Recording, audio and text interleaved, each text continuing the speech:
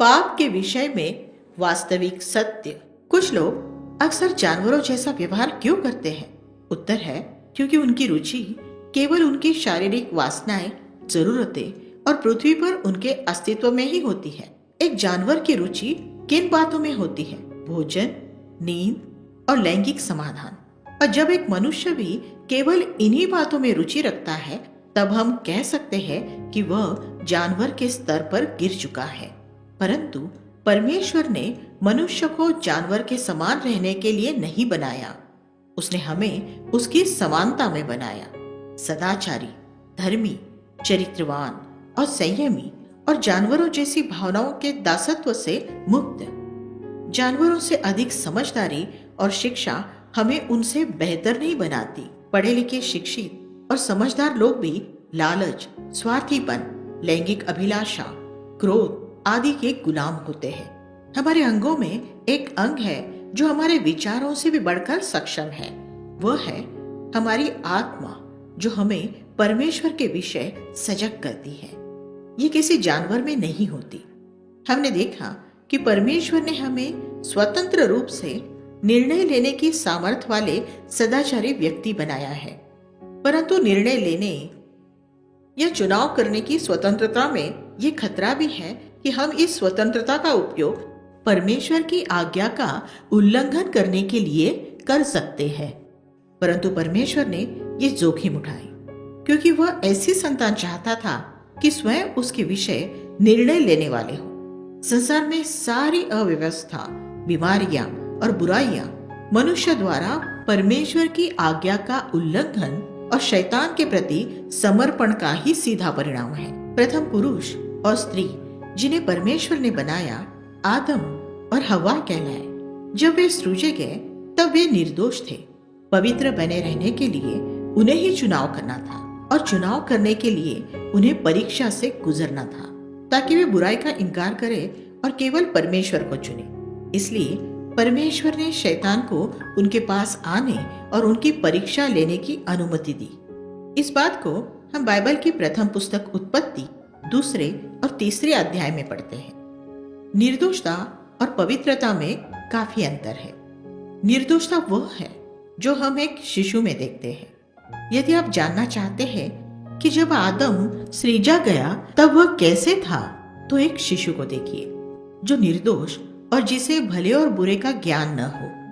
परंतु वह बच्चा न पवित्र है और न ही सिद्ध होने के लिए उस शिशु को बढ़ना होगा और बुराइयों का इनकार और परमेश्वर का चुनाव करने के द्वारा कुछ निर्णय लेना होगा।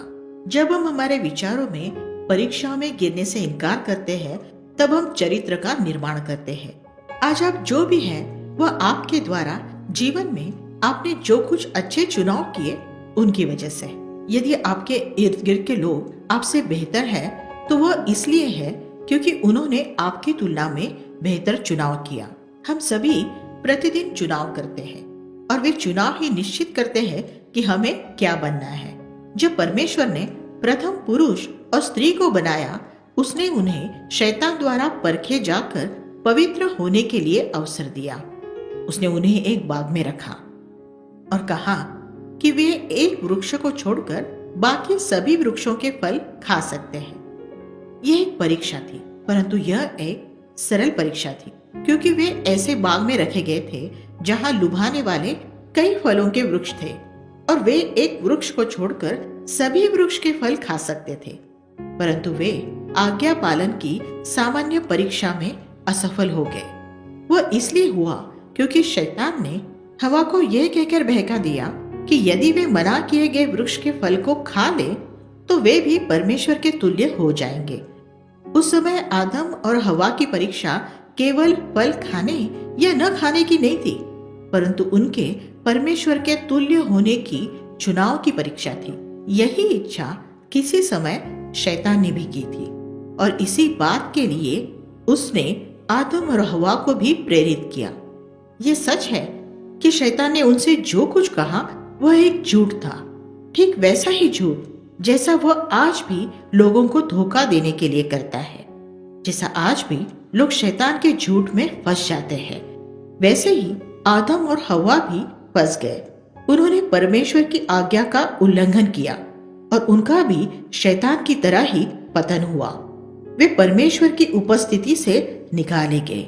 इन सब बातों का विवरण बाइबल की प्रथम पुस्तक में पढ़ा जा सकता है। उत्पत्ति अध्याय 3। आदम और हवा ने सोचा कि परमेश्वर की आज्ञा के उल्लंघन के द्वारा वे ठीक परमेश्वर के ही समान सर्व सामर्थी और स्वतंत्र हो जाएंगे। परंतु क्या वे स्वतंत्र हो गए? नहीं, वे केवल शैतान के गुलाम होकर रह गए। केवल परमेश्वर की आज्ञा पालन के द्वारा ही हम वास्तव में स्वतंत्र हो सकते हैं। इसी बात में शैतान बहुत से लोगों को गुमराह करता है। वो उनसे कहता है कि यदि वे सचमुच जीवन का आनंद उठाना चाहते हैं तो उन्हें परमेश्वर के विधियों को नजरअंदाज करना होगा। अब हमने ये देखा कि मनुष्य जाति में पाप किस प्रकार आया। अदन की वाटिका में आदम और हवा ने उस दिन एक अहम निर्णय को लिया था। उनके उस निर्णय का परिणाम उनके और उनकी संतानों पर जीवन भर के लिए हुआ। हर एक निर्णय जो हम अपने जीवन में लेते हैं उनके कुछ न कुछ परिणाम होते हैं। जो कुछ हम बोते हैं हम सबको वही काटना पड़ता है।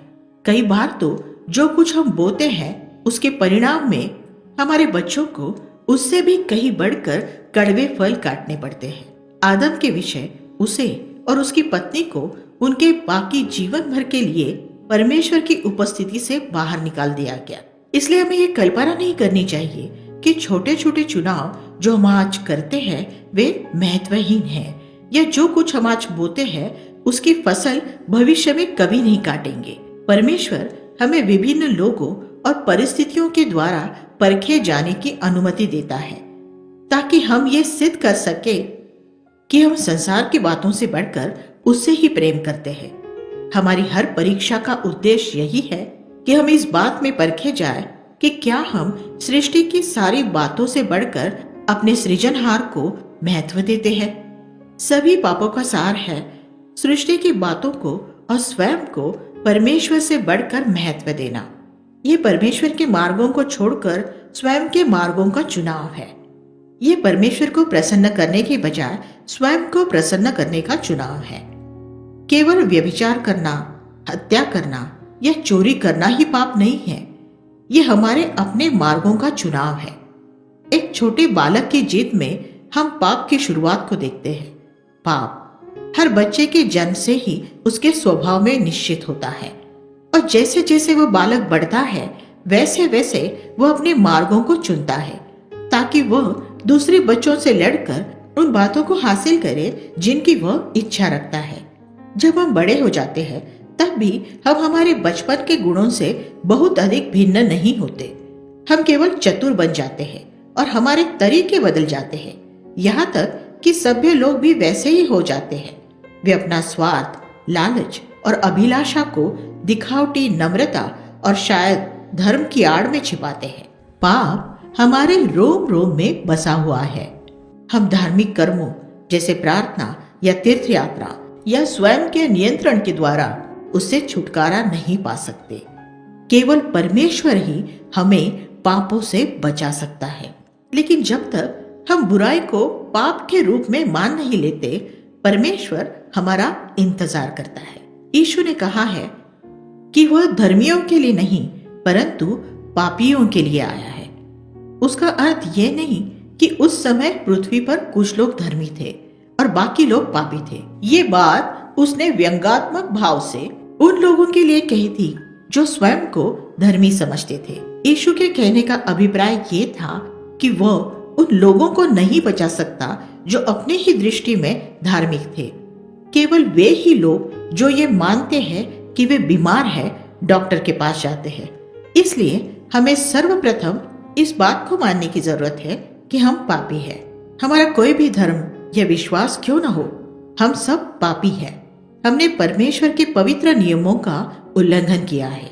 हमारे विचार, शब्द, कार्य, नीति और इरादों के विषय में हम परमेश्वर के मापदंड में कम पाए गए हैं। हमारे शरीर में बीमारी से बढ़कर पाप हमारी आत्मा के लिए कई ज्यादा नुकसानदायक है।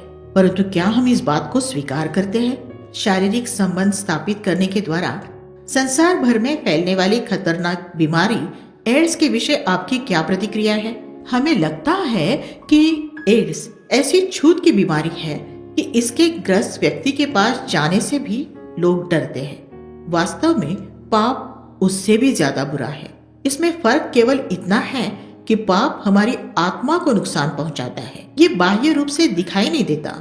पाप का प्रभाव एड्स से भी कहीं बढ़कर बुरा है। यदि हम पाप से बचाए न गए तो वो हमारे जीवन को नष्ट करता है, संसार में हमें दुखी करता है और अंत में हमें अनंत काल के लिए नष्ट कर डालता है।